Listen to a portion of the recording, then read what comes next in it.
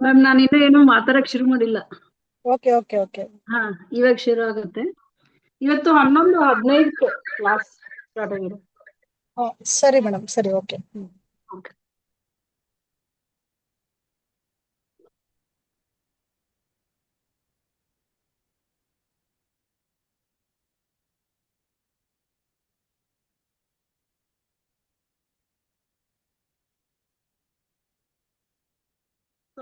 ಎಲ್ಲರಿಗೂ ಶುಭೋದಯ. ಇವತ್ತಿನ ಕಾರ್ಯಕ್ರಮಕ್ಕೆ ಎಲ್ಲರಿಗೂ ಹೃದಯಪೂರ್ವಕ ಸ್ವಾಗತವನ್ನು ಬಯಸ್ತಾ ಇದ್ದೀನಿ. ಇವತ್ತಿನ ಸೆಷನ್ ಶುರು ಮಾಡೋಣ ಫ್ರೆಂಡ್ಸ್. ಇವತ್ತು ಮಕ್ಕಳ ಆರೋಗ್ಯದ ಬಗ್ಗೆ.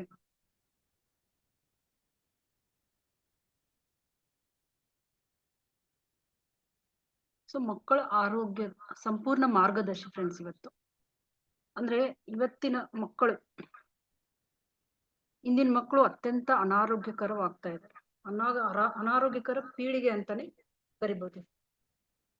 ಸೊ ಯಾಕೆ ಈ ತರ ಆಗ್ತಾ ಇದೆ ಮಕ್ಕಳನ್ನ, ಇದು ಏಕೆ ಮಕ್ಕಳ ಆರೋಗ್ಯ ಏಕೆ ಇತ್ತೀಚೆಗೆ ಹಾಳಾಗ್ತಾ ಇದೆ, ಮತ್ತೆ ನಾವು ಮಕ್ಕಳನ್ನ ನೈಸರ್ಗಿಕವಾಗಿ ರಕ್ಷಿಸುವುದು ಮತ್ತೆ ಗುಣಪಡಿಸುವುದು ಹೇಗೆ ಅನ್ನೋದ್ರ ಬಗ್ಗೆ ಇವತ್ತಿನ ಒಂದು ವೆಬಿನಾರ್. ಸೊ ಮಕ್ಕಳು ಯಾವಾಗಲೂ ಶಕ್ತಿಯುತ, ಕುತೂಹಲಕಾರಿ, ಅಂದ್ರೆ ಒಂದು ತಮಾಷೆ ಮಾಡ್ತಾ ಇದಾರ, ಸೃಜನಶೀಲತೆ ಮತ್ತೆ ಭಾವನಾತ್ಮಕವಾಗಿ ಅಭಿವ್ಯಕ್ತಿಶೀಲರಾಗಿರ್ಬೇಕು. ಇತರ ತುಂಬಾ ಆಕ್ಟಿವ್, ಓಡಾಡುದು ಮಾಡುದು, ಕುತೂಹಲವಾಗಿರ್ಬೇಕು ಅಂತ ಮಕ್ಕಳು ಇರ್ತಾ ಇದ್ರು ಮೊದಲು. ಸೊ ಮಕ್ಕಳು ಇರ್ಬೇಕಾದ್ದೇ ಹಾಗೆ. ಆದ್ರೆ ಇವತ್ತಿನ ಮಕ್ಕಳು ಹೇಗೆ ಆಗ್ತಾ ಇದಾರೆ ಅಂದ್ರೆ, ಅನೇಕ ಮಕ್ಕಳು ಆಲ್ಮೋಸ್ಟ್ 90% ಮಕ್ಕಳು ಯಾವಾಗ್ಲೂ ಒಂದು ಟಯರ್ಡ್ ಆಗಿರೋ ತರ ಇರ್ತಾ ಇದ್ದಾರೆ. ಆಗಾಗ್ಗೆ ಅನಾರೋಗ್ಯದಿಂದ ಬಳಲ್ತಾ ಇರೋದು, ಭಾವನಾತ್ಮಕವಾಗಿ ಸೂಕ್ಷ್ಮ, ಒಂದ್ ಸ್ವಲ್ಪ ಏನಂದ್ರೆ ಅಳೋದು, ಎಲ್ಲಿವರೆಗೆ ಹೋಗ್ತಾ ಇದೆ ಅಂತಂದ್ರೆ ನೀವು ಎಲ್ಲ ನೋಡಿರ್ಬೋದು. ಆತ್ಮಹತ್ಯೆ 6-7 ವರ್ಷದ ಮಕ್ಕಳು ಕೂಡ ಇವಾಗ ಆತ್ಮಹತ್ಯೆ ಮಾಡ್ಕೊಳ್ತಾ ಇದ್ದಾರೆ ಅಂತ ಒಂದು ನಮ್ಗ ಸಮಾಜದಲ್ಲಿ ನಾವು ಇದನ್ನೆಲ್ಲ ಕೇಳ್ತಾ ಇದೀವಿ. ಆತ್ಮಹತ್ಯೆನೇ ಅಂತ ಏನ್ ಗೊತ್ತಿಲ್ಲದೆ ಇರೋ ಏಜ್ ಅಲ್ಲಿ ಮಕ್ಕಳು, ಈ ವಯಸ್ಸಲ್ಲಿ 9 ವರ್ಷದ ಮಕ್ಕಳು, 11 ವರ್ಷದ ಮಕ್ಕಳು ಈ ತರ ಆತ್ಮಹತ್ಯೆ ಕೂಡ ಪ್ರಯತ್ನ ಮಾಡ್ತಾರೆ. ಸೊ ಅದಕ್ಕೆ ಭಾವನಾತ್ಮಕ ಅವ್ರಿಗೆ ತುಂಬಾ ಸೂಕ್ಷ್ಮ ಆಗ್ತಾ ಇದ್ದಾರೆ. ಮತ್ತೆ ಆಕ್ರಮಣಕಾರಿ, ಯಾವಾಗಲೂ ಟಿವಿ ಮೊಬೈಲ್, ಹೆಚ್ಚಾಗಿ ಟಿವಿಗಿಂತ ಮೊಬೈಲ್ಗಳನ್ನ ಜಾಸ್ತಿ ಬಳಸ್ತಾ ಇದ್ದಾರೆ. ಅದಕ್ಕೆ ವ್ಯಸನಿಯೇ ಆಗ್ತಾ ಇದ್ದಾರೆ. ಅದರಿಂದ ಅವರಿಗೆ ತೂಕ ಹೆಚ್ಚಾಗುವುದು, ಅಪೌಷ್ಟಿಕತೆ, ಅಲರ್ಜಿಗಳು, ಅಸ್ತಮಾ, ಮಲಬದ್ಧತೆ, ಅಸಿಡಿಟಿ, ಚರ್ಮದ ಸಮಸ್ಯೆಗಳನ್ನ ಕೂಡ ಎದುರಿಸ್ತಾ ಇದ್ದಾರೆ. ಆತಂಕ, ಭಯ, ಗಮನ ಫೋಕಸ್ ಇಲ್ಲದೆ ಇರೋದು ಮಕ್ಕಳಿಗೆ, ಮತ್ತೆ ಕಡಿಮೆ ರೋಗ ನಿರೋಧಕ ಶಕ್ತಿ ಕೂಡ, ಅದರಿಂದ ಕೂಡ ಈಗಿನ ಮಕ್ಕಳು ಬಲ್ತಾ ಇದ್ದಾರೆ ಫ್ರೆಂಡ್ಸ್. ಸೊ ಇದು ಒಂದು ಗಂಭೀರ ಪ್ರಶ್ನೆಯನ್ನೇ ಹುಟ್ಟಾಕ್ತಾ ಇದೆ. ಸೊ ನಮ್ಮ ಮಕ್ಕಳ ಆರೋಗ್ಯಕ್ಕೆ ಏನಾಗಿದೆ ಹಾಗಾದ್ರೆ? ಮಕ್ಕಳು ಅನಾರೋಗ್ಯಕರವಾಗಿ ಹುಟ್ಟೋದಿಲ್ಲ ಯಾವತ್ತು. ಆರೋಗ್ಯ ಹಾಳಾಗ್ತಾ ಇದೆ, ಅದು ಅನುವಂಶಿಕವಾಗಿ ಅಲ್ಲ ಫ್ರೆಂಡ್ಸ್. ತಪ್ಪ ಆಹಾರ ಪದ್ಧತಿಯಿಂದ, ತಪ್ಪ ಜೀವನ ಶೈಲಿಯಿಂದ, ಭಾವನಾತ್ಮಕವಾಗಿ ನಿರ್ಲಕ್ಷಣೆ ಮಾಡೋದ್ರಿಂದ, ಮಕ್ಕಳ ಮಾತುಗಳನ್ನ ಸರಿಯಾಗಿ ಆಲಿಸದೇ ಇರೋದ್ರಿಂದ, ಪರಿಸರದ ವಿಷಯಗಳು ಆಗಿರ್ಬೋದು, ಪ್ರಕೃತಿಯಿಂದ ಅವರನ್ನ ಸಂಪರ್ಕ ಕಡಿತದಿಂದಾಗೂ ಕೂಡ ಮಕ್ಕಳು ಅನಾರೋಗ್ಯಕ್ಕೊಳಗಾಗ್ತಾ ಇದ್ದಾರೆ. ಸೊ ಇದರಿಂದ ಮಕ್ಕಳ ಆರೋಗ್ಯ ಏನಾಗ್ತದೆ, ಮೌನವಾಗಿ ಕ್ಷೀಣಿಸ್ತಾ ಹೋಗ್ತಾ ಇದೆ. ಸೊ ಈ ಒಂದು ವೆಬಿನಾರ್ ಮಾರ್ಗದರ್ಶಿ ಇದೇನಿದೆ, ನಮ್ಮ ಮಕ್ಕಳ ಆರೋಗ್ಯ ಏಕೆ ಮುಖ್ಯ, ಮಕ್ಕಳ ಆರೋಗ್ಯ ಹೇಗೆ ಮತ್ತು ಏಕೆ ಹಾಳಾಗ್ತಾ ಇದೆ, ಪೋಷಕರು ಕೆಲವು ಗಮನಿಸಬೇಕಾದ ಗುಪ್ತ ಕಾರಣಗಳು, ಮತ್ತೆ ನಿರ್ಲಕ್ಷಿಸಿದ್ರೆ ಅದೊಂದು ದೀರ್ಘಕಾಲೀನ ಅಪಾಯಗಳನ್ನ ಹೇಗೆ ಉಂಟಾಗ್ತದೆ, ಮತ್ತೆ ಆರೋಗ್ಯವಂತ ಮಕ್ಕಳನ್ನ ಬೆಳೆಸಕ್ಕೆ ಕೆಲವು ಸರಳ ನೈಸರ್ಗಿಕ ಸಮಗ್ರ ಪರಿಹಾರಗಳ ಬಗ್ಗೆ ಇವತ್ತು ನಾವು ತಿಳಿದುಕೊಳ್ತಾ ಇದ್ದೀವಿ. ಸೊ ಇದರಲ್ಲಿ ಫಸ್ಟ್ ಭಾಗ ಒಂದರಲ್ಲಿ ಮಕ್ಕಳ ಆರೋಗ್ಯ ಏಕೆ ಅತ್ಯಂತ ಮುಖ್ಯವಾಗಿದೆ ಅನ್ನೋದು ತಿಳ್ಕೊಳ್ಳೋಣ. Why kids health is extremely important. ಯಾಕಂದ್ರೆ ಬಾಲ್ಯದ ಆರೋಗ್ಯ ಅಡಲ್ಟ್ಹುಡ್ ಬಂದಾಗ ಅವರು ಈ ಬಾಲ್ಯದ ಆರೋಗ್ಯ ಏನಾಗುತ್ತೆ, ಅವರು ಅಡಲ್ಟ್ಹುಡ್ ಬಂದಾರ ಅಂದ್ರೆ ವಯಸ್ಕರ ಜೀವನವನ್ನ ಹೇಗಿರುತ್ತೆ ಅಂತ ನಿರ್ಧರಿಸ್ತದೆ. ಸೊ ಮಗುವಿನ ದೇಹ ಮತ್ತೆ ಮನಸ್ಸು ನಿರ್ಮಾಣ ಹಂತದಲ್ಲಿದೆ, ಅಂದ್ರೆ ಒಂಥರ ಕನ್ಸ್ಟ್ರಕ್ಷನ್ ಫೀಲ್ಡ್ ಅಲ್ಲಿ ಇರುತ್ತೆ ಇವಾಗ ಬಾಲ್ಯದಲ್ಲಿ. ಅಂಡರ್ ಕನ್ಸ್ಟ್ರಕ್ಷನ್ ಅಂತ, a child's body and mind are under construction. So ಮಗುವಿಗೆ ಯಾವುದೇ ಒಂದು ಅಭ್ಯಾಸಗಳು, ಆಹಾರ, ಭಾವನೆಗಳು ಮತ್ತೆ ಪರಿಸರ ಸಿಗುತ್ತದೆಯೋ ಅದು ಅವರ ಜೀವನಕ್ಕೆ ಅಡಿಪಾಯ ಆಗ್ತದೆ, ಅವರ ಒಂದು ಬೆಳವಣಿಗೆಗೆ ಅದೇ ಅಡಿಪಾಯ. ಸೊ ಅನಾರೋಗ್ಯಕರ ಬಾಲ್ಯ ಇದಕ್ಕೆ ಕಾರಣ ಆಗ್ತದೆ. ಬಾಲ್ಯ ಅವ್ರದ್ದು ವಾತಾವರಣ ಹೇಗಿರುತ್ತೆ ಅದು ಸರಿಯಾಗಿಲ್ಲದೆ ಇದ್ದಾಗ ಅವ್ರಿಗೆ ಅನಾರೋಗ್ಯಕರ ಬಾಲ್ಯ ಇದಕ್ಕೆ ಕಾರಣ ಆಗ್ತದೆ. ಸೊ 25ನೇ ವಯಸ್ಸಿನಲ್ಲಿ ಏನಾಗುತ್ತೆ ಅಂದ್ರೆ ಡಯಾಬಿಟೀಸ್ ಬರೋದು, 30ನೇ ವಯಸ್ಸಿನಲ್ಲೇ ಮಕ್ಕಳಿಗೆ ಥೈರಾಯ್ಡ್ ಬರೋದು. ಇವಾಗ ಆತರ ಇದ್ರೆ 30 ವಯಸ್ಸಲ್ಲಿ ಅವ್ರಿಗೆ ಫ್ಯೂಚರ್ ಅಲ್ಲಿ ಥೈರಾಯ್ಡ್ ಬರೋದು. ಮತ್ತೆ ಪ್ರೌಢಾವಸ್ಥೆಯಲ್ಲಿ ಹಾರ್ಮೋನ್ಗಳ ಅಸಮತೋಲನ. ಇವಾಗ ಕೆಲವು ಮಕ್ಕಳನ್ನ ನೋಡಿರ್ಬೋದು, 12, 13 ವರ್ಷಕ್ಕೆ ಇದು ಪೀರಿಯಡ್ ಆಗ್ತಾ ಇದ್ದು ಇವಾಗ 8, 7 ವರ್ಷದ ಮಕ್ಕಳಿಗೆಲ್ಲ ಆಗ್ತಾ ಇದೆ. ಸೊ ಹಾರ್ಮೋನಲ್ಲಿ ಪ್ರೌಢಾವಸ್ಥೆಯಲ್ಲಿ ಹಾರ್ಮೋನ್ಗಳ ಇಂಬ್ಯಾಲೆನ್ಸ್ 7 ವರ್ಷದ ಮಗುಗೆ ಆದ್ರೆ ಎಷ್ಟು ನೋಡಿ ಯಾವ ರೀತಿ ಆಗ್ತಾ ಇದೆ ಇತ್ತೀಚೆಗೆ ಅಂತ. ಸೊ ಈ ಹದಿಹರೆಯದವರಲ್ಲಿ ಏನು ಮಾನಸಿಕ ಇಂಥವರಲ್ಲಿ ಏನಾಗ್ತಾ ಇದಾವೆ, ಮಾನಸಿಕ ಸಮಸ್ಯೆಗಳು ಕಾಣಿಸ್ಕೊಳ್ತಾ ಇದಾವೆ ಫ್ರೆಂಡ್ಸ್, ಆರೋಗ್ಯ ಸಮಸ್ಯೆಗಳು ಕಾಣಿಸ್ತಾ ಇದಾವೆ. ಸೊ ಇವಾಗ ನಾವು ಅದ್ರ ಬಗ್ಗೆ ಚಿಂತೆ ಮಾಡದೇ ಇದ್ರೆ ನಮ್ಮ ಭವಿಷ್ಯದಲ್ಲಿ ಇದು ಒಂದು ಗಂಭೀರ ಸ್ವರೂಪವನ್ನು ತಾಳ್ಬೋದು. ಸೊ ಪ್ರೌಢಾವಸ್ಥೆಯಲ್ಲಿ ಕಡಿಮೆ ರೋಗ ನಿರೋಧಕ ಶಕ್ತಿ ಮತ್ತೆ ದೀರ್ಘಕಾಲದ ಕಾಯಿಲೆಗಳು ಕೂಡ ಅವರು ತುತ್ತಾಗ್ಬೋದು. ಸೊ ಆರೋಗ್ಯಕರ ಬಾಲ್ಯ ಎದಕ್ಕೆ ಕಾರಣ ಆಗ್ತದೆ ಅಂದ್ರೆ ಬಲವಾದ ರೋಗ ನಿರೋಧಕ ಶಕ್ತಿ ಇದ್ದಾಗ, ಸಮತೋಲಿತ ಹಾರ್ಮೋನ್ಗಳಿದ್ದಾಗ, ಬುದ್ಧಿವಂತಿಕೆ ತೀವ್ರ ಇದ್ದಾಗ, ಭಾವನಾತ್ಮಕ ಸ್ಥಿರತೆ ಇದ್ದಾಗ, ಶಿಸ್ತು ಮತ್ತು ಆತ್ಮವಿಶ್ವಾಸ ಇದ್ದಾಗ ಆರೋಗ್ಯವಂತ ಮಕ್ಕಳು ಆರೋಗ್ಯವಂತ ವಯಸ್ಕರಾಗ್ತಾರೆ. ಸೊ ಮಕ್ಕಳ ರೋಗ ನಿರೋಧಕ ಶಕ್ತಿಯನ್ನ ನಾವು ನಿರ್ಮಿಸಲಾಗುವುದಿಲ್ಲ. ಅದು ಏನಾಗುತ್ತೆ, ಮಕ್ಕಳ ರೋಗ ನಿರೋಧಕ ಶಕ್ತಿಯನ್ನ ನಾವೇ ನಿರ್ಮಿಸಬೇಕಾಗ್ತದೆ. ಅದು ತಂತಾನೇ ಬರೋದಿಲ್ಲ. ಅಂದ್ರೆ children's immunity is built, not given. So ಔಷಧಿಗಳು ಅಥವಾ ಈ ಸಪ್ಲಿಮೆಂಟ್ಸ್ಗಳು ರೋಗ ನಿರೋಧಕ ಶಕ್ತಿಯನ್ನ ರಚಿಸಲ್ಲ ಫ್ರೆಂಡ್ಸ್. ನೀವು ಯಾವುದೇ ಬೂಸ್ಟ್ ಕೊಡಿ, ಬೋರ್ಮಿಟಾ ಕೊಡಿ, ಇವು ಯಾವು ನಮ್ಮ ಮಕ್ಕಳ ರೋಗ ನಿರೋಧಕ ಶಕ್ತಿಯನ್ನ ಇನ್ಕ್ರೀಸ್ ಮಾಡಲ್ಲ. ಸೊ ಇವು ಸರಿಯಾದ ಪೋಷಣೆ, ಉತ್ತಮ ಜೀರ್ಣಕ್ರಿಯೆ, ಪ್ರಕೃತಿಗೆ ಒಡ್ಡಿಕೊಳ್ಳುವುದು, ಭಾವನಾತ್ಮಕವಾಗಿ ಭದ್ರತೆ, ಸಾಕಷ್ಟು ನಿದ್ರೆ ಮಾಡುದು, ಸಕ್ರಿಯ ಚಲನೆಯಿಂದ ಮಾತ್ರ ಇವೆಲ್ಲ ಸಾಧ್ಯ. ಯಾವುದೇ ಸಪ್ಲಿಮೆಂಟ್ಗಳಿಂದ ಇಲ್ಲ, ಇದರಿಂದ ಮಾತ್ರ ಇವು ನಿರೀಕ್ಷಿಸಲ್ಪಡ್ತವೆ. ಸೊ ದುರ್ಬಲ ಬಾಲ್ಯದ ರೋಗ ನಿರೋಧಕ ಶಕ್ತಿಯಿಂದ ಏನಾಗುತ್ತೆ, ಆತರ ಇದ್ದಾಗ ಅವರು ಔಷಧಿಗಳ ಮೇಲೆ ಜೀವನ ಪರ್ಯಂತ ಏನಾಗುತ್ತೆ ಅವಲಂಬಿಸಬೇಕಾಗುತ್ತೆ. ಸೊ ಬಾಲ್ಯದಲ್ಲಿಯೇ ಮಾನಸಿಕ ಮತ್ತು ಭಾವನಾತ್ಮಕ ಆರೋಗ್ಯ ಏನಾಗುತ್ತೆ ಪ್ರಾರಂಭ ಆಗ್ತದೆ.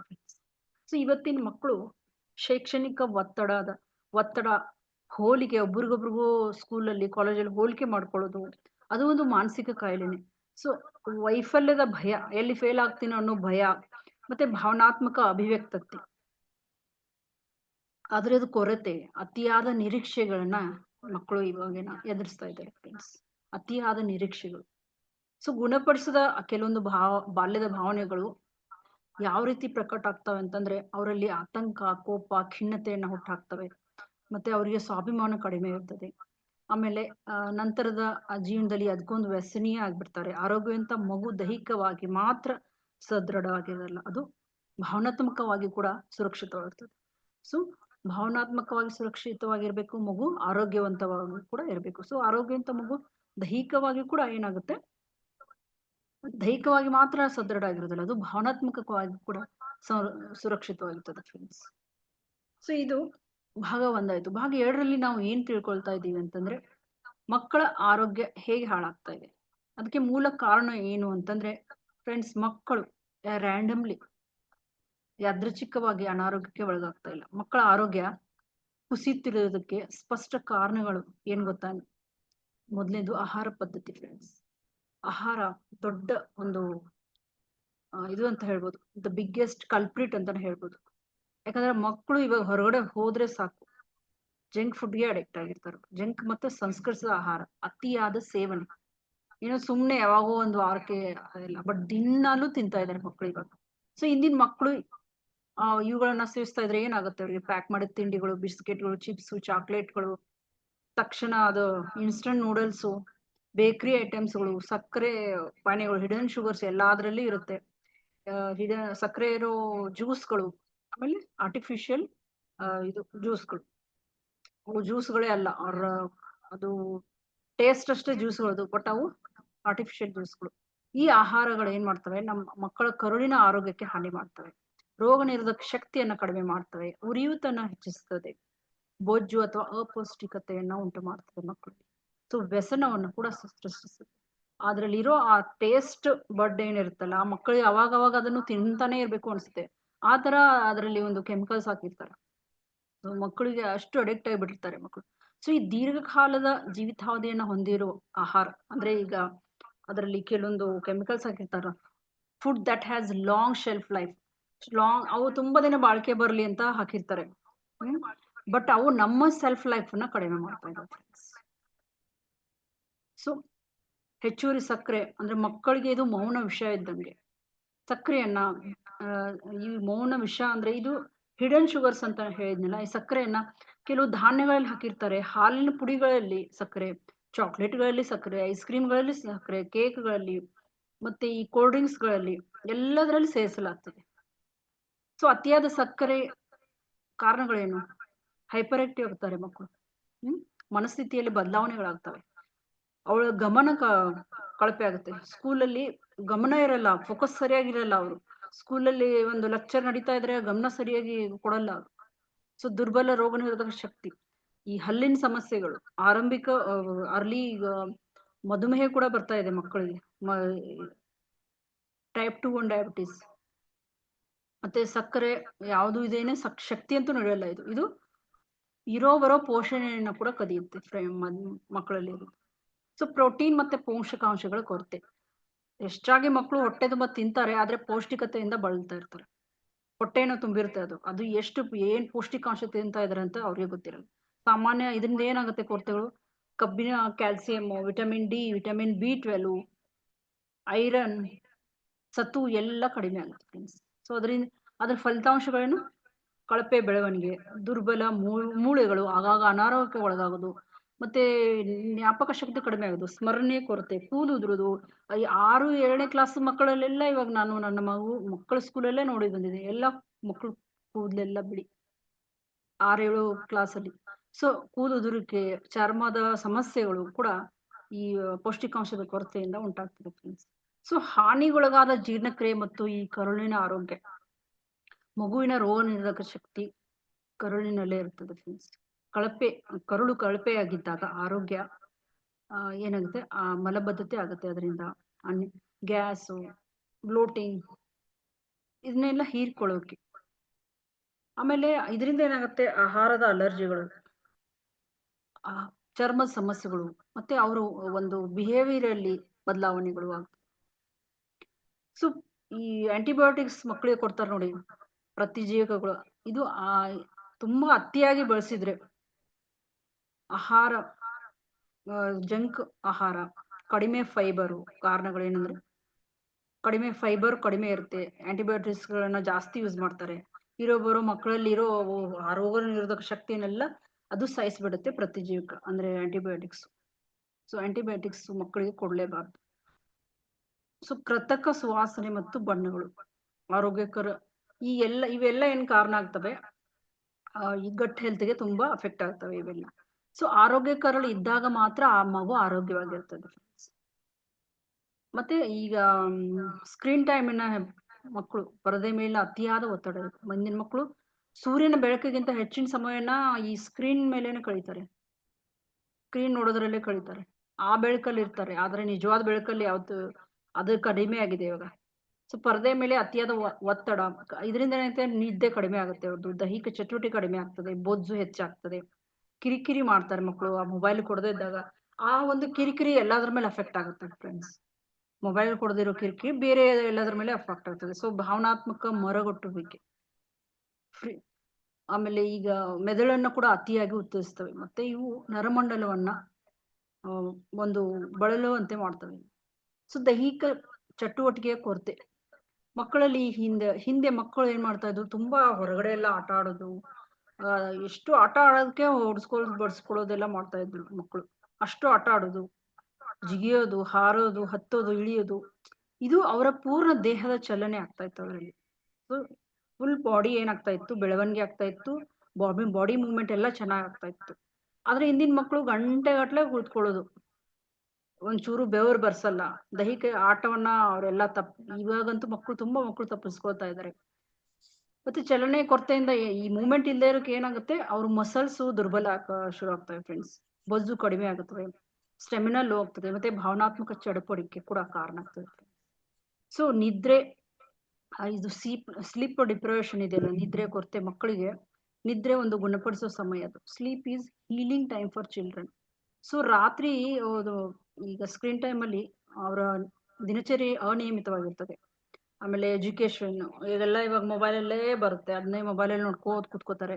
ಇನ್ನು ಬೇರೆ ನೋಡ್ಕೋತ ಅಂದ್ರೆ ಟೈಮ್ ವೇಸ್ಟ್ ಮಾಡೋದು ಅತಿಯಾದ ಒಂದು ಸ್ಕ್ರೀನ್ ಟೈಮ್ ಅಲ್ಲೇ. ಅದು ಅವರು ಎಜುಕೇಶನ್ ಸಂಬಂಧಪಟ್ಟಿದ್ದು ಇರ್ಬೋದು. ಸೊ ಅದರಿಂದ ಏನಾಗುತ್ತೆ, ಮಕ್ಕಳಿಗೆ ಹಾರ್ಮೋನ್ ಅಸಮತೋಲನ ಆಗ್ತದೆ, ಗ್ರೋತ್ ಹಾರ್ಮೋನ್ ಇಂಬ್ಯಾಲೆನ್ಸ್ ಆಗ್ತಾ ಇದೆ. ಗ್ರೋತ್ ಹಾರ್ಮೋನ್ ಏನಿರುತ್ತಲ್ಲ ಅದು ಇಂಬ್ಯಾಲೆನ್ಸ್ ಆಗ್ತಾ ಇದೆ ಮಕ್ಕಳಿಗೆ. ಸೊ ದುರ್ಬಲ ರೋಗ ನಿರೋಧಕ ಶಕ್ತಿ, ಕಳಪೆ ಗಮನ ಆಗ್ತಾ ಇದೆ, ಕಿರಿಕಿರಿ. ಮಕ್ಕಳಿಗೆ 8ರಿಂದ 10 ಗಂಟೆಗಳ ಗುಣಮಟ್ಟದ ನಿದ್ರೆ ಬೇಕು ಫ್ರೆಂಡ್ಸ್. ಕ್ವಾಲಿಟಿ ಸ್ಲೀಪ್ ಬೇಕು, 8ರಿಂದ 10 ಗಂಟೆ ಮಿನಿಮಮ್. ಸೊ ಭಾವನಾತ್ಮಕ ಮತ್ತು ಮಾನಸಿಕ ಹಾನಿ, ಮಕ್ಕಳು ಭಾವನಾತ್ಮಕವಾಗಿ ಸೂಕ್ಷ್ಮ, ಮೊದಲಿಂದ ಸೂಕ್ಷ್ಮ. ಆದ್ರೆ ಸಾಮಾನ್ಯ ಭಾವನಾತ್ಮಕ ಗಾಯಗಳು ಕೆಲವೊಂದು ಇರ್ತವೆ. ನಿರಂತರ ಪೇರೆಂಟ್ಸ್ ಎಲ್ಲ ಯಾವಾಗ್ಲೂ ಬೈಯೋದು, ನಿರಂತರ. ಸೊ ಅವ್ರನ್ನ ಬೇರೆ ಮಕ್ಕಳ ಜೊತೆ ಹೋಲಿಸ್ಕೊಳ್ಳೋದು, ಆ ಶಿಸ್ತು ಕಲಿಸ್ತಾರೆ, ಆದ್ರೆ ಭಯಭರಿತ ಶಿಸ್ತು ಇರಬಾರ್ದು ಫ್ರೆಂಡ್ಸ್. ಆ ಭಯಕ್ಕೋಸ್ಕರ ಅವರು ಶಿಸ್ತು ಪಾಲನೆ ಮಾಡಬಾರ್ದು. ಇದು ಶಿಸ್ತು ನಾನು ಪಾಲನೆ ಮಾಡ್ಬೇಕು ಅನ್ನೋ ಒಂದು ಕಟ್ಟುನಿಟ್ಟು ಇರ್ಬೇಕು ಅಷ್ಟೇ ಅವ್ರಿಗೆ. ಬಟ್ ಭಯ ಆಧಾರಿತ ಶಿಸ್ತು ಇರ್ಬಾರ್ದು. ಪ್ರೀತಿಯ ಕೊರತೆ, ಪೋಷಕರ ಒತ್ತಡ, ಒತ್ತಡದೋಸ್ಕರ ಮಕ್ಕಳು ಓದೋದು, ಏನಾದ್ರು ಮಾಡದೇ ಇರೋದು.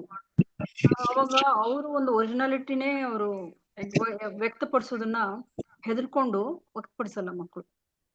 ಸೊ ಅದ್ರಲ್ಲಿ ಏನೋ ಒಂದು ಟ್ಯಾಲೆಂಟೇ ಇರ್ಬೋದು, ಅವರಲ್ಲಿ ಏನೋ ಒಂದು ಹಿಡನ್ ಟ್ಯಾಲೆಂಟೇ ಇರ್ಬೋದು. ಒತ್ತಡದಿಂದ ಮಕ್ಕಳು ಏನಾಗ್ತವೆ ಹೇಳೋದು ಇಲ್ಲ. ಸೊ ವ್ಯಕ್ತಪಡಿಸಿದ ಭಾವನೆಗಳು ಒಂದಿನ ಏನಾಗ್ತವೆ ದೈಹಿಕ ಕಾಯಿಲೆಗಳಾಗ್ತವೆ. ಸೊ ಮಕ್ಕಳು ತಪ್ಪಾಗಿ ವರ್ತಿಸೋದಿಲ್ಲ ಆಕ್ಚುಲಿ, ಅವರು ನೋವನ್ನ ಸಂವಹನ ಮಾಡ್ತಾರೆ. ಅಂದ್ರೆ childrens don't misbehave, they communicate pain. ಅವರು ತಮ್ಮ ನೋವನ್ನ ಆತರ ಅವರು ವ್ಯಕ್ತಪಡಿಸ್ತಾರೆ, ಮಿಸ್ಬಿಹೇವ್ ಮಾಡಲ್ಲ.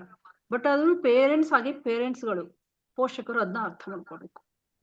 ಇನ್ನು ಪರಿಸರದ ವಿಷಯಗಳ ಅಂದ್ರೆ ಮಕ್ಕಳು ಈ ಕೀಟನಾಶಕಗಳಿಂದ ತುಂಬಿದ ಆಹಾರ, ಪ್ಲಾಸ್ಟಿಕ್ ಪಾತ್ರೆಗಳಿಗೆ ಅಥವಾ ಪ್ಲಾಸ್ಟಿಕ್ ಅಲ್ಲೇ ಜಾಸ್ತಿ ಊಟ ಮಾಡೋದು, ರಾಸಾಯನಿಕ ಸೌಂದರ್ಯವರ್ಧಕಗಳು, ಕಲುಷಿತ ಗಾಳಿ, ವಯಸ್ಕರಿಗಿಂತ ಮಕ್ಕಳ ದೇಹ ವಿಷಕ್ಕೆ ಬೇಗ ಗುರಿ ಆಗ್ತದೆ ಫ್ರೆಂಡ್ಸ್. ಈ ಮಕ್ಕಳಿಗೆ ಈ ಪ್ಲಾಸ್ಟಿಕ್ ಐಟಮ್ ತುಂಬಾ ಉಪಯೋಗಿಸ್ತಾರೆ. ಸೊ ಇದು ಭಾಗ 2ರಲ್ಲಿ ಆಗ್ತದೆ ಫ್ರೆಂಡ್ಸ್. ಸೊ ಭಾಗ 3ರಲ್ಲಿ ನಾವೇನ್ ತಿಳ್ಕೊಳ್ತಾ ಇದೀವಿ ಅಂದ್ರೆ ಇಂದಿನ ಮಕ್ಕಳಲ್ಲಿ ನಾವು ಕಂಡು ಬರುವ ಸಾಮಾನ್ಯ ಆರೋಗ್ಯ ಸಮಸ್ಯೆಗಳು ಯಾವುವು ಅಂತ.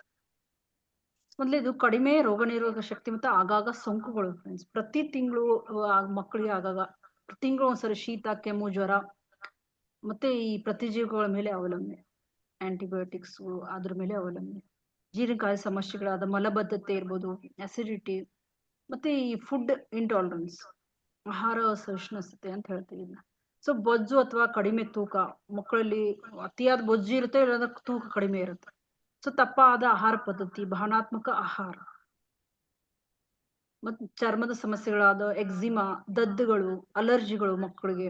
ಸೊ ಉಸಿರಾಟದ ಸಮಸ್ಯೆ ಆದ ಅಸ್ತಮಾ, ಅಲರ್ಜಿಕ್ ರೆನಿಟಿಸ್, ವರ್ತನೆ ಮತ್ತು ಕಲಿಕೆ ಸಮಸ್ಯೆಗಳು ಕೂಡ ಇರ್ತವೆ. ಮಕ್ಕಳು ಎಷ್ಟು ಓದು ಅಂದ್ರೂ ಓದೋದೇ ಇಲ್ಲ, ವರ್ತನೆನೂ ಸರಿ ಇರಲ್ಲ. ಅದು ಏನೋ ಡೆಫಿಸಿಯನ್ಸಿ ಫ್ರೆಂಡ್ಸ್ ಅದು.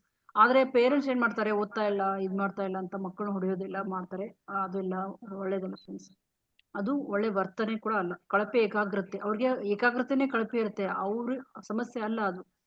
ಸೊ ಕಳಪೆ ಏಕಾಗ್ರತೆ ಇದ್ದಾಗ ಅಧಿಕ ಚಟುವಟಿಕೆ, ಮಕ್ಕಳಲ್ಲಿ ಆತಂಕ ಬೆಳೆಯುತ್ತದೆ.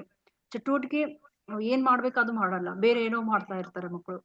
ಸ್ಕೂಲ್ ಅಷ್ಟೊಂದು ಓದೋದ್ ಕಡೆ ಗಮನನೇ ಇರಲ್ಲ ಅಂತ ಮಕ್ಕಳಿಗೆ. ಸೊ ಭಾಗ 4ರಲ್ಲಿ ಏನ್ ಹೇಳ್ತಾ ಇದ್ದೀನಿ ಅಂದ್ರೆ ನಾನು, ಈ ಮಕ್ಕಳ ಆರೋಗ್ಯನ ನೈಸರ್ಗಿಕವಾಗಿ ನಾವು ಹೇಗೆ ಸಂರಕ್ಷಿಸೋದು ಮತ್ತೆ ಗುಣಪಡಿಸೋದು, ಮೇನ್ ಪಾಯಿಂಟ್ ಇವಾಗ ನಾವು ಬರ್ತಾ ಇದ್ದೀವಿ. ಇಷ್ಟೊಂದು ಸಮಸ್ಯೆಗಳು ಯಾಕೆ ಆಗ್ತವೆ ಅನ್ನೋದು ತಿಳ್ಕೊಂಡ್ವಿ. ಇನ್ನ ಭಾಗ 4ರಲ್ಲಿ ಇದೆಲ್ಲ ಆಗಿರೋದು ಮಕ್ಕಳ ಆರೋಗ್ಯವನ್ನ ಹಾಗಾದ್ರೆ ನಾವು ನೈಸರ್ಗಿಕವಾಗಿ, ನ್ಯಾಚುರಲ್ ಆಗಿ ಹೇಗೆ ರಕ್ಷಿಸೋದು ಮತ್ತೆ ಗುಣಪಡಿಸೋದು. ಮೊದಲೇದು ಮಕ್ಕಳಿಗೆ ಆಹಾರವನ್ನ ಔಷಧಿಯಾಗಿ ಕೊಡಿ ಫ್ರೆಂಡ್ಸ್. ಸುವರ್ಣ ಆಹಾರ ನಿಯಮಗಳು ಅಂದ್ರೆ golden plan for your kids, golden food plan for your kids ಅಂತಾನೆ ಹೇಳ್ಬೋದು ಇದು. ಸೊ ತಾಜಾ ಮನೆಯಲ್ಲೇ ಬೇಯಿಸಿದ ಊಟ, ಹೆಚ್ಚಾಗಿ ಮನೆಯಿಂದ ಅವರಿಗೆ ಇಷ್ಟವಾದ ತಿಂಡಿಗಳನ್ನ ಮನೆಯಲ್ಲೇ ಮಾಡ್ಕೊಡಿ. ತಾಜಾ ಮನೆಯಲ್ಲೇ ಬೇಯಿಸಿದ ಆಹಾರ ಇರ್ಬೇಕು, ಫ್ರೆಶ್ ಆಗಿರ್ಬೇಕು, ತುಂಬಾ ದಿನಗಳೆಲ್ಲ ಇಟ್ಟದ್ದೆಲ್ಲ ಕೊಡಬೇಡಿ ಮಕ್ಕಳಿಗೆ. ಆಮೇಲೆ ಆಯಾ ಋತುಗಳಲ್ಲಿ ಸಿಗುವ ಹಣ್ಣು ಮತ್ತು ತರಕಾರಿಗಳು, ಮಿಲೆಟ್ಸ್ಗಳು, ಕೆಂಪಕ್ಕಿ, ಹೋಲ್ ಫುಡ್ಸ್ ಗಳನ್ನ ಜಾಸ್ತಿ ಕೊಡಿ. ಮೈದಾ ಮಾತ್ರ ಕೊಡ್ಲೇಬೇಡಿ. ಹೋಲ್ ಫುಡ್ಸ್ ಅಂದ್ರೆ ಸಂಪೂರ್ಣ ಆಹಾರ, ಡೈರೆಕ್ಟ್ ಆಗಿ ತಿನ್ನುವ ಆಹಾರ, ಅದರಲ್ಲಿ ಯಾವುದು ಪ್ರೊಸೆಸ್ಡ್ ಇರಬಾರ್ದು, ಸಂರಕ್ಷಣೆ ಆಹಾರ ಇರಬಾರ್ದು. ಸೊ ಮನೆಯಲ್ಲಿ ತಯಾರಿಸಿದ ತಿಂಡಿಗಳನ್ನ ಮಾಡ್ಕೊಡಿ. ಸಾಕಷ್ಟು ಆರೋಗ್ಯಕರ ಕೊಬ್ಬುಗಳನ್ನ ಕೊಡಿ. ಈ ಬೀಜಗಳು, ತೆಂಗಿನಕಾಯಿ, ಕೊಬ್ಬರಿ, ಪೀಸ್ಗಳು, ಮತ್ತೆ ಹೆಲ್ದಿ ಫ್ಯಾಟ್ಸ್ ಯಾವ್ಯಾವ ಇದಾವಲ್ಲ ಅವೆಲ್ಲ ಮಕ್ಕಳಿಗೆ ಕೊಡಿ. ವಾಲ್ನಟ್, ಬಾದಾಮು, ಈ ನಟ್ಸ್ಗಳನ್ನೆಲ್ಲ. ಸೊ ಮಕ್ಕಳಿಗೆ ಉತ್ತಮ ಆಹಾರಗಳು. ಸ್ನಾಕ್ಸ್ ಟೈಮಲ್ಲಿ ಇಂಥವನ್ನ ಕೊಡಿ ಮಕ್ಕಳಿಗೆ.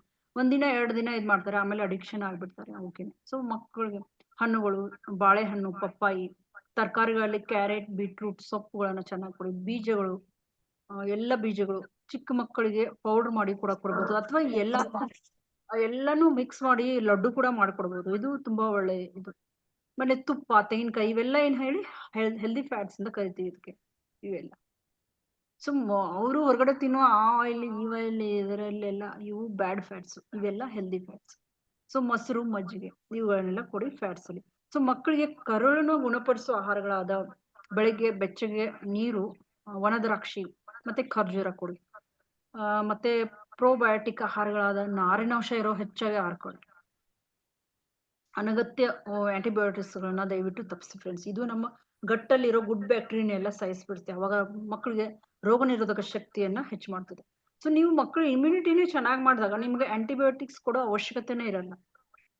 ಸೊ ನೈಸರ್ಗಿಕವಾಗಿ ಬಲವಾದ ರೋಗ ನಿರೋಧಕ ಶಕ್ತಿಯನ್ನ ನಿರೂಪಿಸಿ. ಈಗ ನಾನು ಮಕ್ಕಳಿಗೆ ಕರುಳು ಗುಣಪಡಿಸುವ ಆಹಾರ ಹೇಳಿದೆ. ಏನೇನು ಹೇಳಿದೆ? ಬೆಳಿಗ್ಗೆ ನೀರು, ನೆನೆಸಿದ ಒಣ ದ್ರಾಕ್ಷಿ, ಖರ್ಜೂರ ಇಂಥಗಳನ್ನು ಕೊಡಿ.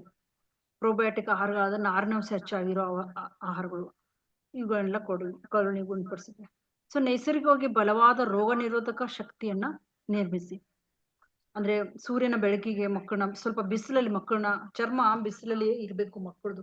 ಈಗ ಕಪ್ಪಾಗ ಆಗ್ತಾರೆ, ಸನ್ಬರ್ನ್ ಆಗ್ತಾರೆ ಅಂತ ಮಕ್ಕಳನ್ನ ಒಳಗಡೆ ಕೂರ್ಸ್ಕೊಂಡ್ರೆ, ಅಥವಾ ತಾವು ಪೇರೆಂಟ್ಸ್ಗಳು ಹೋಗದೆ ಇದ್ರೆ ಏನಾಗುತ್ತೆ, ಮಕ್ಕಳಿಗೂ ಅದನ್ನೇ ಫಾಲೋ ಮಾಡ್ತಾರೆ. ಸೊ ಯಾವ ಸನ್ಸ್ಕ್ರೀಮು ಏನೂ ಅಗತ್ಯ ಇಲ್ಲ. ಸೂರ್ಯನ ಬೆಳಕು ಒಡ್ಡಿಕೊಳ್ಳೋದು, ನಿಯಮಿತ ದೈಹಿಕ ಆಟ, ಸಾಕಷ್ಟು ಹೊರಗಡೆ, ಸಾಕಷ್ಟು ನಿದ್ರೆ, ಗಿಡಮೂಲಿಕೆ, ಒಂದು ಈಗ ರೋಗ ನಿರೋಧಕ ಪಾನೀಯಗಳು ಅಂತ ಕರಿತೀವಿ ಗಿಡಮೂಲಿಕೆ, ಹರ್ಬಲ್ ಟೀಗಳನ್ನ ಅಂಥವು ಕೊಡಿ. ಅವ್ರ ವಯಸ್ಸಿಗೆ ಅನುಗುಣವಾಗಿ ಇವುಗಳನ್ನ ಕೊಡಿ ಫ್ರೆಂಡ್ಸ್. ಇದನ್ನ ಕೆಲವೊಂದು ರೆಸಿಪೀಸ್ ಇದಾವೆ, ನಾನು PDF ಕಳಿಸ್ತೀನಿ ಇವತ್ತು. ಸೊ ಆರೋಗ್ಯವಂತ ಮಕ್ಕಳಿಗೆ ಕೆಲವು ದೈನಂದಿನ ದಿನಚರಿ ಏನಂದ್ರೆ, ಅವ್ರಿಗೆ ಒಂದು ಫಿಕ್ಸ್ಡ್ ಟೈಮ್ ಅಲ್ಲಿ ಎಬ್ಸಿ. ಆಮೇಲೆ ಸನ್ ಎಕ್ಸ್ಪೋಜರ್ ಇಸ್ ಇಂಪಾರ್ಟೆಂಟ್. ಅಂದ್ರೆ ಬಿಸಿಲಲ್ಲಿ ಸ್ವಲ್ಪ ಒಂದು 10 ನಿಮಿಷ ಹೋಗೋದು ಇಂಪಾರ್ಟೆಂಟ್. ದೈಹಿಕ ಚಟುವಟಿಕೆ ತುಂಬಾ ಇಂಪಾರ್ಟೆಂಟ್. ಇವೆಲ್ಲ ಇಂಪಾರ್ಟೆಂಟ್. ಆಮೇಲೆ ಬ್ಯಾಲೆನ್ಸ್ಡ್ ಫುಡ್, ಅಂದ್ರೆ ಕಾರ್ಬ್, ವಿಟಮಿನ್, ಫ್ಯಾಟ್ಸ್, ಫೈಬರ್ 4 ಇರ್ಬೇಕು ಅವ್ರ ಇದರಲ್ಲಿ. ಫ್ಯಾಟ್ಸ್ ಅಂದ್ರೆ ತುಪ್ಪ, ಇವೆಲ್ಲ ಹೇಳಿದ್ನಲ್ಲ ಊಟದಲ್ಲಿ, ಮಧ್ಯಾಹ್ನ ಊಟದಲ್ಲಿ. ಮತ್ತೆ ಈ ಫೈಬರ್ಗಳು ಚೆನ್ನಾಗಿರ್ಬೇಕು, ಅರ್ಧ ಫೈಬರೇ ಇರ್ಬೇಕು. ಊಟ ಸೀಮಿತವಾಗಿರ್ಬೇಕು, ಮತ್ತೆ ಸ್ಕ್ರೀನ್ ಟೈಮ್ ಇಂದ ದೂರ ಇರ್ಬೇಕು. ಊಟ ಮೊಬೈಲ್ ನೋಡ್ಕೊಂಡೇ ಊಟ ಮಾಡೋದು, ಟಿವಿ ನೋಡ್ಕೊಂಡೇ ಊಟ ಮಾಡೋದು, ಇದನ್ನೆಲ್ಲ ತಪ್ಪಿಸಿ. ಊಟ ಸೀಮಿತ, ಸ್ಕ್ರೀನ್ ಸಮಯ ಅಷ್ಟೇ, ಒಂದ್ 10 ನಿಮಿಷ 15 ನಿಮಿಷ ಅಷ್ಟೇ ಕೊಡಿ ಸ್ಕ್ರೀನ್. ಬರ್ತಾ ಕಡಿಮೆ ಮಾಡಿ ಅದನ್ನ. ಸೊ ನಿದ್ರೆ, ದಿನಚರಿ, ಶಿಸ್ತು ಮತ್ತೆ ಹಾರ್ಮೋನ್ಗಳ ಸಮತೋಲನವನ್ನ ನಿರ್ಮಿಸ್ತದೆ. ಈ ತರ ನೀವು ಶಿಸ್ತು ಪಾಲಿಸ್ತಾ ಇದ್ರೆ ಮಕ್ಕಳ ಹಾರ್ಮೋನ್ಗಳ ಏನಾಗ್ತವೆ, ಸಮತೋಲನದಲ್ಲಿ ಇರ್ತವೆ. ಸೊ ಮಕ್ಕಳಿಗೆ ಭಾವನಾತ್ಮಕ ಚಿಕಿತ್ಸೆ ಕೊಡಿ. ಅಂದ್ರೆ ಯಾವುದೇ ಅವರು ಏನಾದ್ರೂ ಹೇಳಕ್ ಬಂದಾಗ ಯಾವುದೇ ಒಂದು ತೀರ್ಪು, ಕಂಡೀಷನ್ ಇಲ್ಲದೆ ಅವರ ಭಾವನೆಗಳನ್ನ ಆಲಿಸಿ ಮತ್ತೆ ಮೌಲ್ಯೀಕರಿಸಿ. ಹೋಲಿಕೆ ಮಾಡಬೇಡಿ, ಹೋಲಿಕೆಗಳನ್ನ ತಪ್ಪಿಸಿ, ಅಭಿವ್ಯಕ್ತಿಯನ್ನ ಪ್ರೋತ್ಸಾಹಿಸಿ. ಅಂದ್ರೆ ಅವ್ರು ಏನಾದ್ರು ವ್ಯಕ್ತಪಡಿಸ್ತಾ ಇದ್ರೆ ಅದಕ್ಕೆ ಸಪೋರ್ಟ್ ಮಾಡಿ. ಇಲ್ಲ ಹೀಗೆ ಹಾಗೆ, ಅದು ಅವ್ರು ರಿವರ್ಸ್ ಮಾತಾಡ್ಬೇಡಿ, ಅವನ್ನ ಸಪೋರ್ಟ್ ಮಾಡಿ. ಆಮೇಲೆ ಅದರಲ್ಲಿ ಏನಾದ್ರು ಕೆಟ್ಟದಾಗಿದ್ರೆ ಅದರಿಂದ ಏನಾಗುತ್ತೆ ಅನ್ನೋದನ್ನ ನೀವು ಅವ್ರಿಗೆ ವಿವರಿಸಿ ಹೇಳಿ. ಸೊ ಗುಣಮಟ್ಟದ ಒಂದು ಕ್ವಾಲಿಟಿ ಟೈಮ್, ಗುಣಮಟ್ಟದ ಸಮಯವನ್ನ ಅವ್ರಿಗೋಸ್ಕರ ಮೀಸಲಿಡಿ, ಅವ್ರ ಜೊತೆ ಕಳೀರಿ. ಸೊ ಪ್ರೀತಿ ಪಾತ್ರ ಮಗು ಯಾವಾಗಲೂ ಸ್ವಾಭಾವಿಕವಾಗಿ ಏನಾಗ್ತದೆ, ಗುಣವಾಗ್ತದೆ ಫ್ರೆಂಡ್ಸ್.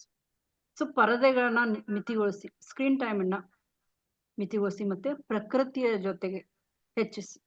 ಅಂದ್ರೆ ಮಕ್ಕಳನ್ನ ಮಣ್ಣಲ್ಲಿ, ಬರಿಗಾಲಲ್ಲಿ ನಡೆಯಕ್ ಬಿಡೋದು, ಎಲ್ಲ ಗಲೀಜಾಗ್ತಾವಂತೆ, ಎಷ್ಟೊಂದು ಮಕ್ಕಳನ್ನೆಲ್ಲ ಹೊರಗಡೆ ಬಿಡಲ್ಲ ಕೆಲವರು.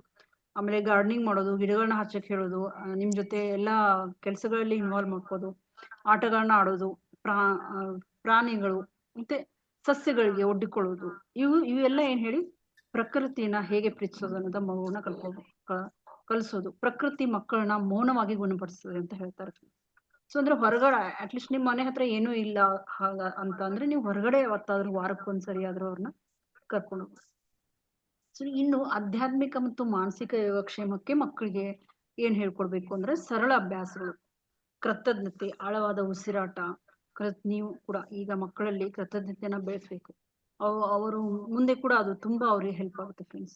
ಆಳವಾದ ಉಸಿರಾಟ ತಂತ್ರಗಳನ್ನ, ಈ ಮೌಲ್ಯಗಳೊಂದಿಗೆ ಕತೆ ಹೇಳೋದು, ಅವ್ರಿಗೆ ನೀತಿ ಕಥೆಗಳು ಹೇಳೋದು, ಶಾಂತ ವಾತಾವರಣ, ಆಧ್ಯಾತ್ಮಿಕ ನೆಲೆ ಮತ್ತೆ ಭಾವನಾತ್ಮಕ ಶಕ್ತಿಯನ್ನ ನೀಡ್ತದೆ.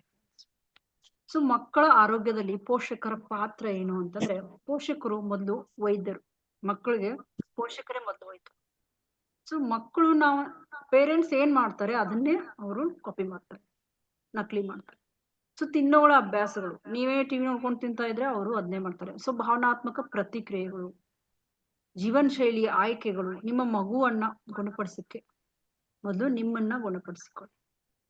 ಸೊ ಭಾಗ ಆರೋಗ್ಯದ ಬಾಲ್ಯದ ದೀರ್ಘಕಾಲೀನ ಪ್ರಯೋಜನ ಏನು ಅಂತಂದ್ರೆ, ಆರೋಗ್ಯವಂತ ಮಕ್ಕಳು ಇನ್ನು ಅಡಲ್ಟ್ಹುಡ್ ಹೋದಾಗ, ವಯಸ್ಕರಾದಾಗ ಈ ತರ ಇದನ್ನೆಲ್ಲ ಪಾಲಿಸಿದ್ರೆ ಅದು ಬಲವಾದ ರೋಗ ನಿರೋಧಕ ಶಕ್ತಿ ಅವರಲ್ಲಿ ಬರುತ್ತೆ, ಭಾವನಾತ್ಮಕ ಬುದ್ಧಿವಂತಿಕೆ ಬರುತ್ತೆ, ಆತ್ಮವಿಶ್ವಾಸ ಹೆಚ್ಚುತ್ತೆ ಮಕ್ಕಳಲ್ಲಿ, ಶಿಸ್ತು ಹೆಚ್ಚುತ್ತೆ, ಕಡಿಮೆ ರೋಗದ ಅಪಾಯ ಕಡಿಮೆ ಆಗ್ತದೆ ಫ್ರೆಂಡ್ಸ್. ಬಾಲ್ಯದಲ್ಲಿ ತಡೆಗಟ್ಟುವಿಕೆ ಇಡೀ ಜೀವಮಾನದ ದುಃಖವನ್ನ ಉಳಿಸ್ತದೆ ಫ್ರೆಂಡ್ಸ್. ನೀವು ಇವಾಗ ಬಾಲ್ಯದಲ್ಲೇ ತಪ್ಪು ಮಾಡಿದ್ರೆ ಜೀವನ ನಾವು ಅದನ್ನ ಅನುಭವಿಸ್ಬೇಕಾದನ್ನ ಬಾಲ್ಯದಲ್ಲೇ ನಾವು ತಡೆಗಟ್ಟಿದ್ರೆ ಜೀವಮಾನದ ದುಃಖವನ್ನ ಉಳಿಸ್ತದೆ. ಅಂದ್ರೆ prevention in childhood saves lifelong suffering ಅಂತ. ಸೊ ಕೊನೆಯದಾಗಿ ಹೇಳ್ಬೇಕು ಅಂದ್ರೆ, ಆರೋಗ್ಯಕರ ಮಕ್ಕಳು ಒಂದು ನಮ್ಮ ಬಲವಾದ ಭವಿಷ್ಯಗಳು. ಮಕ್ಕಳು ಯಾವತ್ತೂ ದುರ್ಬಲ ಆಗಿಲ್ಲ, ಅವರನ್ನ ಒಂದು ಜೈವಿಕವಾಗಿ, ಭಾವನಾತ್ಮಕವಾಗಿ ಮತ್ತೆ ಪರಿಸರೀಯವಾಗಿ ಕೆಟ್ಟದಾಗಿ ನಡೆಸ್ಕೊಳ್ತಾ ಇದ್ದಾರೆ ಕೂಡ. ಸೊ ನಾವು ಇವುಗಳನ್ನ ಸರಿಪಡಿಸಿದ್ರೆ, ಆಹಾರ, ಜೀವನ ಶೈಲಿ, ಭಾವನೆಗಳು, ಪರಿಸರ, ಅವ್ರು ಹೇಳೋದನ್ನ ಆಲಿಸೋದು, ಮಕ್ಕಳ ಆರೋಗ್ಯ ಸ್ವಾಭಾವಿಕವಾಗಿ, ಶಾಶ್ವತವಾಗಿ ಮತ್ತೆ ಶಕ್ತಿಯುತವಾಗಿ ಸುಧಾರಿಸ್ತದೆ. ಔಷಧಿಗಳೊಂದಿಗೆ ಮಕ್ಕಳನ್ನ ಇವತ್ತು ಬೆಳೆಸ್ಬೇಡಿ ಫ್ರೆಂಡ್ಸ್, ಅರಿವಿನೊಂದಿಗೆ ಮಕ್ಕಳನ್ನ ಬೆಳೆಸಿ, ಅಂದ್ರೆ ಅರಿವು ಮೂಡಿಸಿ ಮಕ್ಕಳು.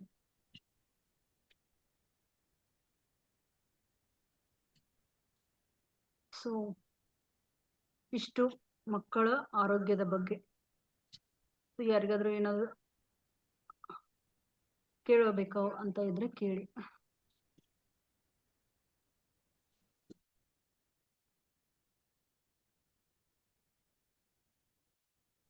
ಮೇಡಮ್ ನಮಸ್ತೆ. ಇದುವರೆಗೂ ಹೇಳಿದ್ದು 100% ಸತ್ಯ ಇತ್ತು ಮೇಡಮ್. 100ಕ್ಕೆ 100ರಷ್ಟು ಅದನ್ನ ನಾವು ಫಾಲೋ ಮಾಡ್ಬೋದು. ಆದ್ರೆ ಮಕ್ಕಳು ಅದನ್ನ ಸ್ವೀಕರಿಸ್ತಕ್ಕಂತ ಮನೋಭಾವ ಇಲ್ಲ. ಮಮತಾಜ್ ಅವರ ಮಾತಾಡ್ತಾ ಇರೋದು? ಹೌದು ಹೌದು ಮೇಡಮ್, ಹೌದು. ಇವಾಗ ಆಹಾರದಲ್ಲಿ ಏನಾದ್ರೂ ನಾವು ಚೇಂಜ್ ಮಾಡಿದ್ರೆ, ಕಾಳು, ಬಾದಾಮು, ಈ ತರ ತರಕಾರಿ, ಜೇನುತುಪ್ಪ ಈ ತರ ಎಲ್ಲ ಕೊಟ್ರೆ ಅವ್ರು ತಗೊಳೋದಿಲ್ಲ ಮೇಡಮ್. ಬರೀ ಅದೇ ಚಿಪ್ಸ್. ಒಂದು ದಿನಕ್ಕೆ ಒಂದೇ ಯಾವ್ದಾದ್ರು ಐಟಮ್ ನ ಪರ್ಚೇಸಿ ಇಂಟ್ರೊಡ್ಯೂಸ್ ಮಾಡಿ, ಆಮೇಲೆ ಅದರಿಂದ ಏನ್ ಲಾಭ ಆಗುತ್ತೆ ಇದನ್ನೆಲ್ಲ ಸಣ್ಣದಾಗಿ ಹೇಳ್ಕೊಂಡ್ ತಿರ್ಗಡಿ. ಇಲ್ಲ ಈಗ ತಿನ್ನಲ್ಲ ಅಂತಂದ್ರೆ ಅದನ್ನ ಎದ್ರಲ್ಲಾದ್ರೂ ಮಿಕ್ಸ್ ಮಾಡ್ಕೊಡಿ ಅವ್ರಿಗೆ ಗೊತ್ತಿಲ್ಲದೆ. ಮೇಡಮ್ ಅದನ್ನೇ ಮಾಡ್ತಾ ಈಗ ಲಡ್ಡು ಅಂತ ಹೇಳಿದ್ನಲ್ಲ ನಾನು, ಇವೆಲ್ಲ ತಿನ್ನಲ್ಲ ಅಂದ್ರೆ ಲಡ್ಡು ಟೇಸ್ಟಿ ಆಗಿರುತ್ತೆ. ಸೊ ಲಡ್ಡುನು ಮಾಡ್ಬೋದು. ಒಂದೆರಡು ನಮ್ಮ ಮಕ್ಕಳು ಹಾಗೆ ಮಾಡ್ತಾ ಇದ್ರು, ಇಬ್ರು ಮಕ್ಕಳು ಇದಾರೆ, ಅವ್ರಿಗೆ ಮೊದ್ಲೆಲ್ಲ ಹಾಗೆ ಮಾಡ್ತಾ ಇದ್ರು. ಬಟ್ ಇವಾಗ ಅವ್ರು ಇಷ್ಟಪಟ್ಟೆ ತಿನ್ನೋದು ಎಲ್ಲ ನಾನು ಹೇಳಿರೋದು. ಅದು ಟ್ರೈನ್ ಮಾಡ್ಬೇಕಾಗುತ್ತೆ, ಒಂದೇ ದಿನದಲ್ಲಿ ಆಗಲ್ಲ, ಡೇ ಬೈ ಡೇ ಮಾಡ್ತಾ ಹೋಗ್ಬೇಕಾಗುತ್ತೆ ಮೇಡಮ್. ಅದು ನುಗ್ಗೆ ಸೊಪ್ಪೆಲ್ಲ ಪೌಡ್ರ್ ಮಾಡಿ ಚಪಾತಿ ಒಳಗೆಲ್ಲ ಮಿಕ್ಸ್ ಮಾಡ್ತೀನಿ, ಮತ್ತೆ ಬಾದಾಮ್ ಗೋಡಂಬೆಲ್ಲ ಮಿಕ್ಸ್ ಮಾಡಿನೇ ಹಾಕೊಡ್ತೀನಿ ಬೂಸ್ಟ್ ಅಲ್ಲಿ, ಹಾರ್ಲಿಕ್ಸ್ ಅಲ್ಲಿ. ಆದ್ರೆ ಅವ್ರಿಗೆ ಟೇಸ್ಟ್ ಆಗ್ಲೇ ಚೇಂಜ್ ಅನ್ಸುತ್ತೆ ಮೇಡಮ್. ಬೆಲ್ಲ ಹಾಕೊಟ್ರೆ ತಿನ್ನಲ್ಲ. ಸಕ್ಕರೆ ಹಾರ್ಲಿಕ್ಸ್ ಕೊಡಬೇಡಿ ಮೇಡಮ್, ಅದ್ರಲ್ಲಿ ತುಂಬಾ ಶುಗರ್ ಇರುತ್ತೆ. ಬೂಸ್ಟ್ ಹಾರ್ಲಿಕ್ಸ್ ಆಕ್ಚುಲಿ ಕೊಡಬಾರ್ದು ಮಕ್ಕಳಿಗೆ. ನಾವು ಅದು ಬೋರ್ಮಿಟಾ ಇವೆಲ್ಲ ಮಾರ್ಕೆಟಿಂಗ್ ಇದು ಎಲ್ಲ ಸುಮ್ನೆ ಹಾಲು ಕೊಟ್ರೆ ತಯಾರಿ ಮಾಡಬಹುದು. ಆಯುರ್ವೇದಿಕ್ ಚೆನ್ನಾಗಿದ್ರೆ ಕೊಡಿ, ಬಟ್ ಈ ಬೂಸ್ಟ್, ಹಾರ್ಲಿಕ್ಸ್, ಬೋರ್ಮಿಟಾ ಎಲ್ಲ ಒಳ್ಳೇದಲ್ಲ. ಧಾನ್ಯಗಳು, ಡ್ರೈ ಫ್ರೂಟ್ಸ್ ಎಲ್ಲ ಸೇರ್ಬಿಟ್ಟು ಮಾಡ್ತಾರೆ, ಅದನ್ನ ಕೊಡ್ಬೋದು ನಾವು. ಅದು ಬೇಕಂದ್ರೆ ಅದ್ರದ್ದು ರೆಸಿಪಿ ಕೊಡ್ತೀನಿ, ನಾವು ಅದನ್ನೇ ಮಾಡ್ತೀವಿ, ಟೇಸ್ಟಿಯಾಗೂ ಇರುತ್ತದು. ಓಕೆ ಮೇಡಮ್, ಕಳಿಸ್ರಿ ಮೇಡಮ್, ಕಳಿಸ್ರಿ. ಧನ್ಯವಾದಗಳು ಮೇಡಮ್, ಧನ್ಯವಾದಗಳು. Thank you.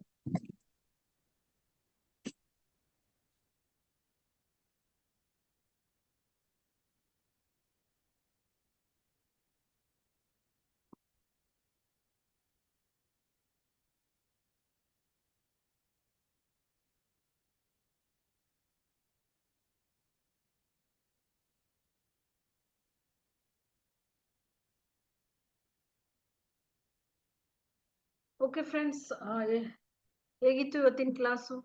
ಯಾರಿಗಾದ್ರೂ ಇನ್ನೂ ಏನಾದರೂ ಡೌಟ್ ಇದೆಯಾ ಅಥವಾ ನಾವು ಲಾಗೌಟ್ ಮಾಡೋಣ, ಕ್ಲಾಸ್ ಎಂಡ್ ಮಾಡೋಣ? ನಮಸ್ತೆ ಮೇಡಮ್.